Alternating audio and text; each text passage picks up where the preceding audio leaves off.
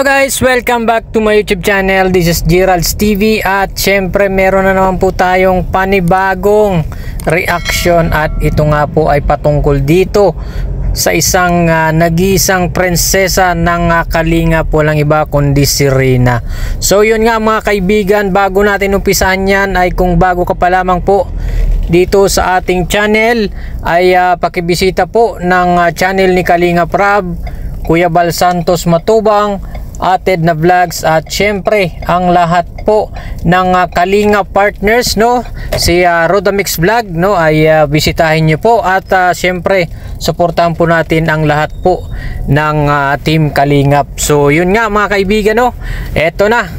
kamakailan nga po mga kaibigan ay napanood po natin sa vlog sa channel ni Rodamix Vlog na kung saan mga kaibigan ay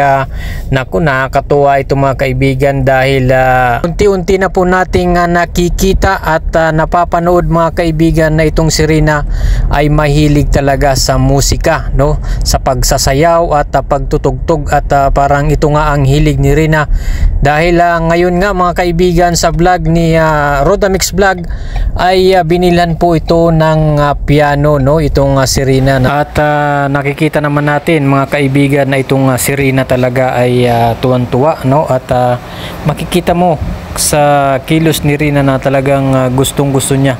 yung piano at yun nga nakikita din natin na itong si Rina ay mahilig din talagang mahilig sa musika, sa dancing, no, at pagkanta at ito nga mga kaibigan ay ang pagtugtog naman, no, at ito nga ay binili nga ito ng piano para ito ay matuto, no. Nung nakaraan sa mga vlog ni Ate Roda ay nakikita natin or napapanood din natin na siya ay may tutorial din tungkol sa paggigitara naman. So grabe mga kaibigan, nakakatuwa dahil marami po pala itong talent, no, itong ating prinsesa na si Rina na kung titingnan mo ay talagang napakalayo na po talaga ng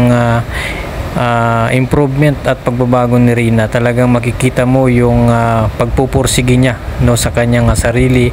na maabot yung kanyang mga pangarap, no, sa kanyang sarili, sa kanyang buhay,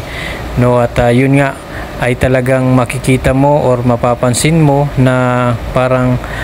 hindi siya napapagod na abutin ang kanyang mga pangarap. So ito ang nakakatuwa kay Rina, no, na nandoon talaga yung kanyang pagpupursige na matuto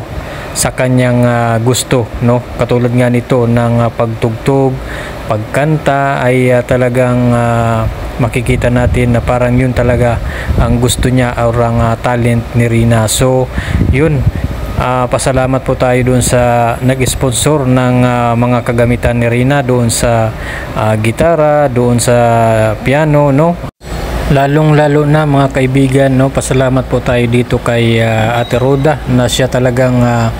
nag-aalaga at nag-iintindi, no, sa lahat ng oras dito kay Rina, no, kahit na hindi niya kaano-ano, hindi niya anak to si Rina ay talagang kung ituring niya ay hindi po ibang tao, kapamilya po ang kanyang turing at parang anak niya na nga, no, kung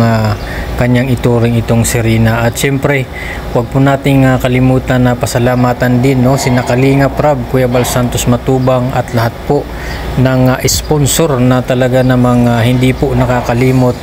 na tulungan po at patuloy na tinutulungan itong ating Princess Rina. So yun lamang po mga kaibigan, no, na sana po, no, ay talagang matupad na o tuloy-tuloy na ang pagaling ni Rina para matupad na ang mga pangarap ni Rina sa kanyang buhay. So yun lamang po mga kaibigan ng ating reaction ngayon at syempre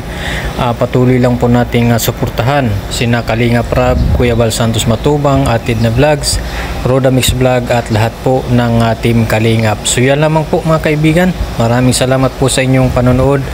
Huwag kalimutang mag-like at subscribe at pakihit na lang ng notification bell para updated ka sa ating mga bagong i-upload na mga videos. Salamat po at God bless you all.